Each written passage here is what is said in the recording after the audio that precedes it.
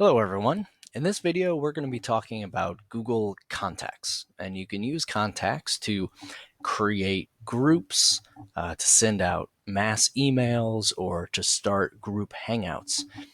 So first we need to get ourselves to Google Contacts, and you can do that two different ways.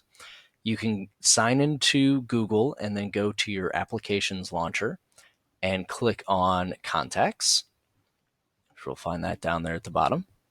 You can also type in contacts.google.com and you'll be taken directly to our district Google Contacts page. So you'll see here that on our main site, we have a frequently contacted area.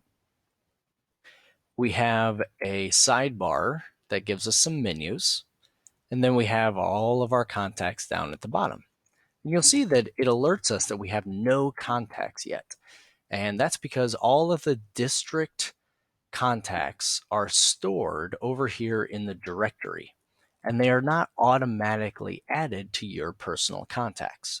So although I've emailed and gotten in contact with these people, these 4 individuals before, outside of that, it doesn't think that I have any actual contacts within the district yet. So let's go ahead and find some contacts to add. There are 2 pretty simple ways to do that.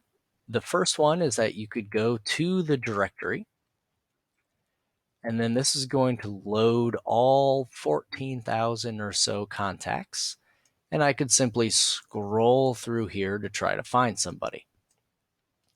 Now that might not be the easiest method, so the other way that you can do this is go to the top universal search bar up here and type in somebody's name, enter, and you will see all of the contacts with that name be returned. So in this random example, let's say that I wanted all of the Mullinses to be in my contacts list. I can go through, select them all, and then up at the top, you'll see I have some options here. And one of those is to add all of these folks into my contacts. Now, if I go back to my all contacts page, you'll see that I actually have some contacts now. I have some frequently contacted and I have some actual contacts. So it's a good idea if you feel like you're going to be using the group emailing or the group sharing features to maybe add all of your classes, all the students in your classes as contacts. You can also add all of the teachers that you commonly work with or administrators to your contacts list as well to make them easy to find in the future. Now, for each one of these contacts, there are a few things that we can go ahead and do with them. So I'm going to look here with Christine Mullins. Off to the right, when I have hovered over her name, I can go in and I can star that contact. And then that person is going to show up for me under my starred area. So that when I go into all contacts, they will always be up there at the top. And I can also go and search just for favorites.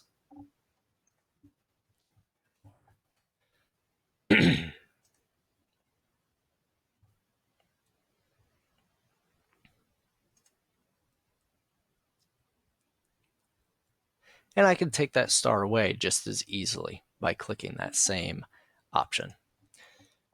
I can also click on the More Actions area, and I could remove them from my contacts list if I want to. I can also click directly on that person, and you'll see that I have the ability here to add them to any groups that I may have created already, which we haven't, but we will get to that next. And I can also edit their information as well. So if you have a photo that you want to add of that person or another address or a note, you can do all of that here from your contacts area. So next, let's talk about groups, because that is probably the most used feature of this contact space. So over on the left side, you have a groups area that you can open up, and then you can create your first group.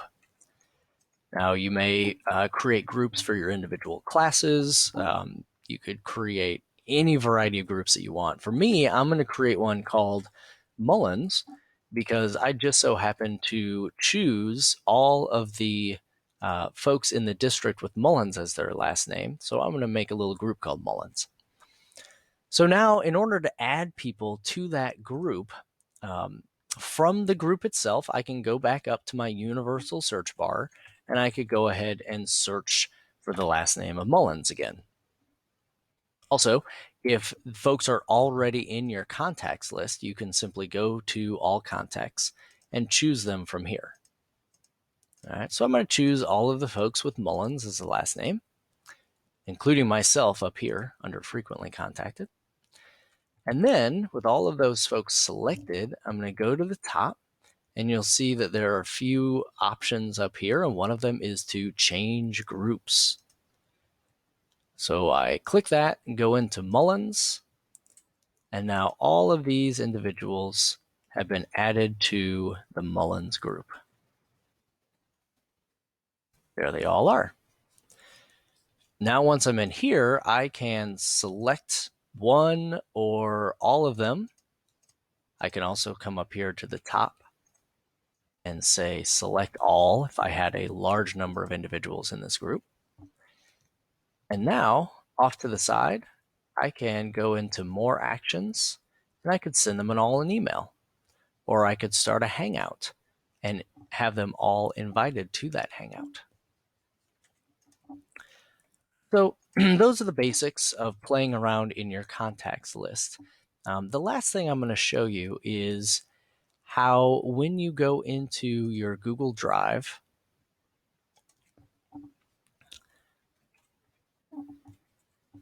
you can use those groups that you set up in your contacts area to share things as well. So if I wanted to share this entire folder with one of my contact groups, under the people box, I can now type in the contact group name.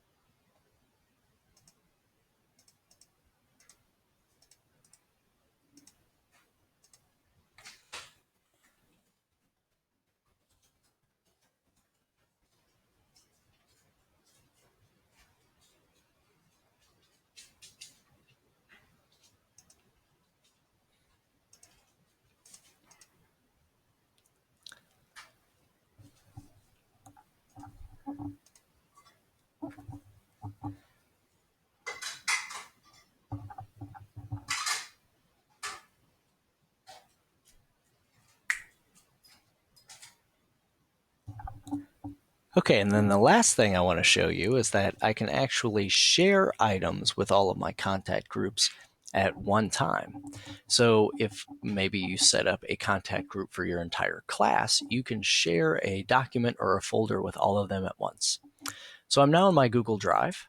If I go to this file and go to share, I can type in the name of my contact group, and you'll notice that it doesn't appear right here at the top, but if I just scroll down a little bit, you'll see that Mullins contact group, and it says 6 contacts. I choose that, and all of my contacts pop in there. So hopefully you can use the contacts space to create some groups and organize folks throughout the district, and then you can use those groups in order to share things and collaborate more effectively.